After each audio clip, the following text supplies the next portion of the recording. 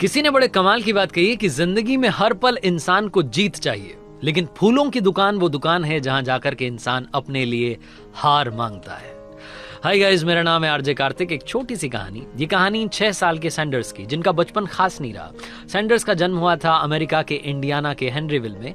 जब 6 साल की एज हुई तो इनके पिता का निधन हो गया। इनके फादर की डेथ के बाद में इनकी माँ ने घर से बाहर निकल करके काम करना शुरू किया।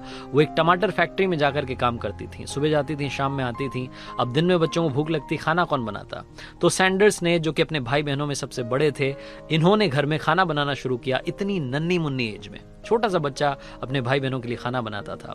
7th क्लास तक ये सब कुछ करते रहे। स्कूल भी जाते, घर का काम भी करते, खाना भी बनाते। लेकिन फाइनली घर में जिम्मेदारियां इतनी बढ़ चुकी थी छोटे भाई बहनों की, परिवार की, कि इनको स्कूल से ड्रॉप आउट लेना पड़ा। स्कूल छोड़ने के बाद में इन्होंने खेत में जाकर के मजदूरी करना शुरू किया। जब वहां से ज्यादा पैसे नहीं मिलते थे तो हॉर्स कैरेजेस, जो घोड़ा गाड़ी होती है, उसको पेंट करने का काम करना शुरू किया। एज बढ़ती गई।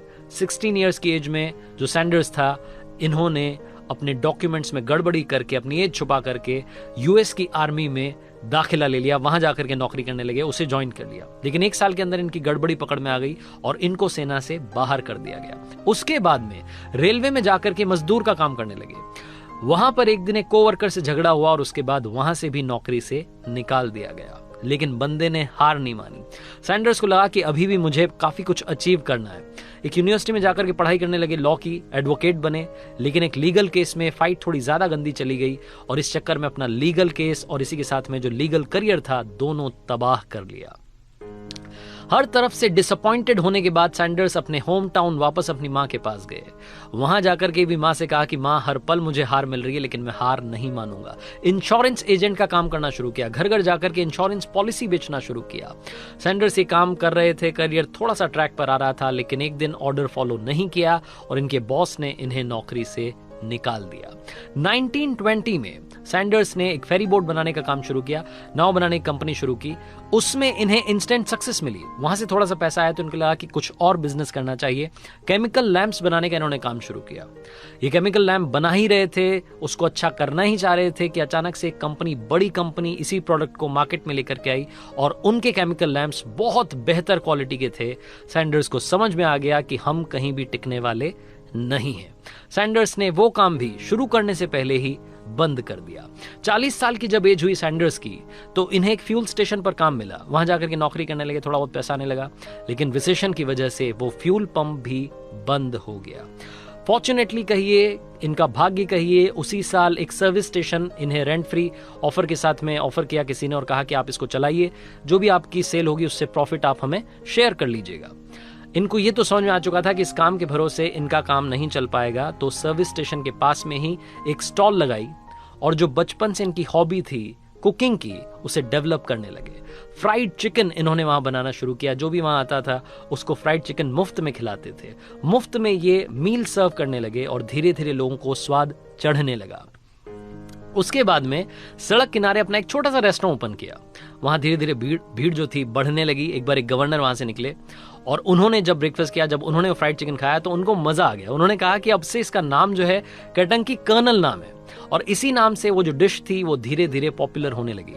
उस रेस्टोरेंट को ये अच्छा खासा चला रहे थे। लेकिन एक दिन एक एम्प्लॉय से किसी का झगड़ा हुआ और उस झगड़े के चलते 4 साल के अंदर वो बंद हो गया। हार नहीं मानी। सैंडर्स ने फिर से एक और रेस्टोरेंट ओपन किया, लेकिन अब की बार अनफॉर्चुनेटली ये कहिए कि सब कुछ गलत हो रहा था। उस रेस्टोरेंट में आग लग गई और वो भी तबाह हो गया। एक बार फिर से सैंडर्स ने हार नहीं मानी और अब की बार 140 सीट्स वाला रेस्टोरेंट ओपन किया। लेकिन पता नहीं ऊपर वाला क्या चाहता था, वर्ल्ड वॉर सेकंड छिड़ी और वो भी बंद हो गया। लेकिन तब तक इनकी जो रेसिपी थी, इनकी जो डिश थी, जिसका स्वाद था चढ़ता चला जा रहा था, फ्राइड चिकन जिसे कि केंटकी कर्नल कहा जा रहा था, ये पॉपुलर हो चुका था। वर्ल्ड वॉर सेकंड खत्म होने के बाद में इनके पास इतने पैसे नहीं थे कि रेस्टोरेंट फिर से ओपन करते। तो इनके दिमाग में एक आइडिया आया कि क्यों ना इस रेसिपी को अलग अलग रेस्टोरेंट्स में जाकर के बेचा जाए और अगर वो खरीद लेते हैं तो फिर उनसे परसेंटेज लिया जाए। ये बहुत सारे रेस्टोरेंट्स में गए, जाते रहे, लेकिन इन्हें हर बार हार मिल रही थी। किसी ने भी उस रेसिपी को अप्रूव नहीं किया। 1009 टाइम्स, 1009 बार ये रेसिपी रिजेक्ट हुई। समझ में नहीं आ रहा था सैंडर्स को कि होगा क्या। तभी इनके शहर के एक बड़े रेस्टोरेंट ने फाइनली इनकी रेसिपी को अप्रूव किया और केंटकी फ्राइड चिकन पहली बार किसी रेस्टोरेंट में, बड़े रेस्टोरेंट में पहुंच गया। वहां से इन्होंने अपनी चेन को बड़ा करना, एक्सपैंड करना शुरू किया। अलग अलग रेस्टोरेंट्स में विजिट करते थे, सुबह शाम दिन रात इसी काम में लगे रहते थे। इतना भी समय नहीं था कि घर पहुंच पाए, कार की बैक सीट में ही सो जाया करते थे।